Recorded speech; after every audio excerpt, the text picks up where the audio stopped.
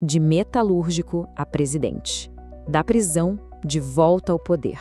A história de Luiz Inácio Lula da Silva, bem, ela é muito mais do que só a biografia de um homem, né? É quase um espelho do próprio Brasil, com todas as suas contradições e a sua resiliência. Para a gente entender o país hoje, a gente precisa olhar para essa jornada. Então, vamos lá. Essa frase aí, ele disse no discurso de despedida, e ela diz muito sobre tudo.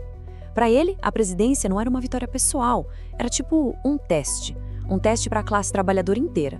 A chance de provar que os mais pobres podiam sim governar o país. E essa responsabilidade, esse peso, foi o que marcou os grandes sucessos e também as quedas mais profundas dele. A trajetória dele parece mesmo um roteiro de filme, sabe? Com uma subida improvável, uma queda que parecia o fim de tudo e um retorno que ninguém esperava. A gente vai passar por cada um desses capítulos agora. Ok, para entender o Lula líder, a gente precisa voltar lá no começo. A identidade dele foi forjada não só na pobreza extrema, mas no calor da luta operária. E isso num Brasil sob ditadura militar, onde ser sindicalista era um ato de muita coragem. A história começa em Pernambuco, um dos estados mais pobres do Brasil. Ele era o 7º de 8 filhos. A família toda fugiu da seca. Foi para São Paulo, na carroceria de um caminhão, em busca de uma vida melhor. E essas dificuldades todas do começo, elas não foram só obstáculos, não. Elas definiram a visão de mundo dele e, claro, todo o seu futuro político. E aí acontece algo que muda tudo. Um acidente de trabalho. Ele perdeu o dedo mindinho numa prensa. Ali ele sentiu na pele o que era o descaso com o trabalhador. A saga para conseguir atendimento médico em vários hospitais. Aquilo ali despertou a consciência de classe dele. Foi o empurrão que faltava para ele mergulhar de cabeça no movimento sindical. Foi o começo de tudo.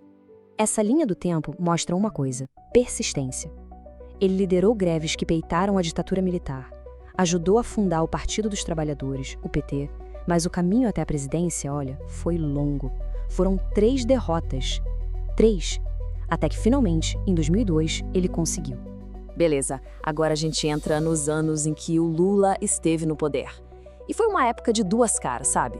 De um lado, avanços sociais incríveis, crescimento econômico, mas do outro lado, foi também ali que começaram a surgir os grandes escândalos de corrupção que mais tarde iam manchar o legado dele.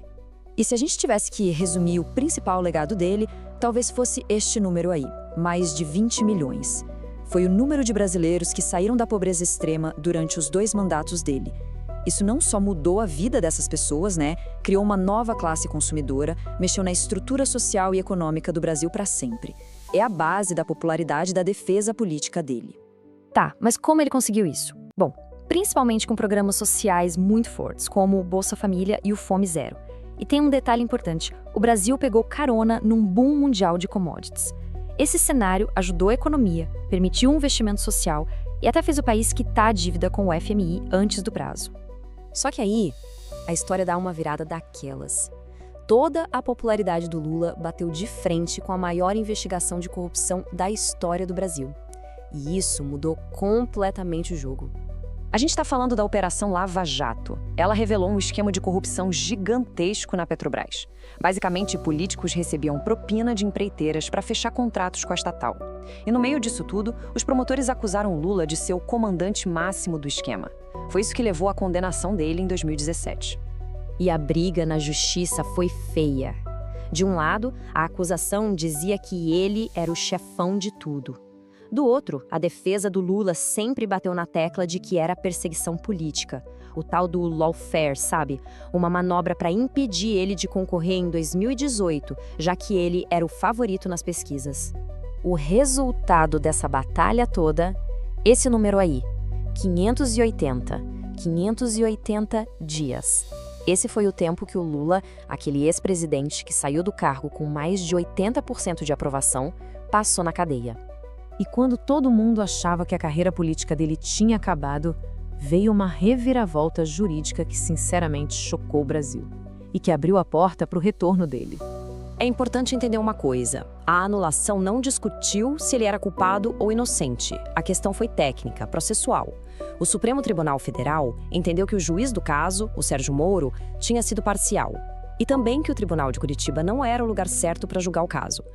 Com isso, as provas foram invalidadas, as condenações anuladas e ele recuperou os direitos políticos.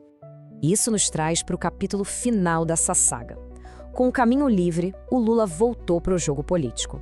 E voltou para disputar a eleição mais polarizada que o Brasil já viu, contra o então presidente Jair Bolsonaro. E o resultado, olha, não podia ser mais apertado. 50,9% contra 49,1%. Foi a eleição presidencial mais disputada da nossa história. Esse gráfico não mostra só uma vitória, ele mostra um país rachado ao meio. E essa vitória foi histórica por alguns motivos. Ninguém nunca tinha sido eleito para um terceiro mandato presidencial no Brasil. E foi a primeira vez que um presidente no cargo perdeu a reeleição. É um retorno que realmente não tem precedente. No fim das contas, a história do Lula reflete a divisão do próprio Brasil. Para milhões de pessoas, ele é o líder que deu dignidade. Para outras milhões, ele é o símbolo de um sistema corrupto. A grande questão que fica no ar, e que só o tempo vai dizer, é: qual dessas duas visões vai prevalecer? Qual vai ser o legado final dele?